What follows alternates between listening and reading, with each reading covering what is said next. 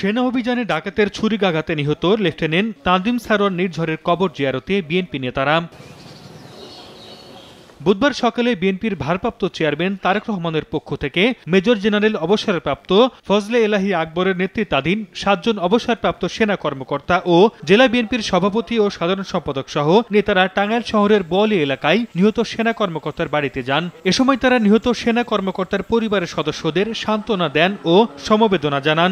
ডাকাত আকারে কিংবা সন্ত্রাসী আকারে দেশকে যারা অস্থিতিশীল করছে তাদের বিরুদ্ধে আমাদের সবাইকে ধর্ম বর্ণ সবকিছু ভেদাভেদ পার্টি পলিটিক্স সবকিছু ভেদাভেদ পিছনে রেখে আমাদের একত্রভাবে কাজ করতে হবে। তানজিম হত্যার ঘটনায় 6 জনকে গ্রেফতার করেছে পুলিশ। তাদের কাছ থেকে 2টি দেশীয় অস্ত্র, 11 রাউন্ড গুলি ও হত্যাকাণ্ডে ব্যবহৃত ছুরি ও মোটরসাইকেল উদ্ধার করা হয়েছে। 23 সেপ্টেম্বর রাতে কক্সবাজারের চকুরে ডোলাহাজরা এলাকায় একদল লোক ডাকাতির প্রস্তুতি নিচ্ছে এমন সংবাদে অভিযান চালায় যৌথ বাহিনী। উপস্থিতি টের পেয়ে পালিয়ে যাওয়ার চেষ্টা করে ডাকাতরা। এ সময় তাদের ধাওয়া করেন সেনা সদস্যরা। এক পর্যায়ে লেফটেন্যান্ট তানজিম সারোয়ার নির্ঝরকে ছুরিকাঘাত করা হয়। তাকে উদ্ধার করে হাসপাতালে নিলে চিকিৎসক মৃত ঘোষণা করেন। সর্দার মোহাম্মদ আরিফ, সময় সংবাদ।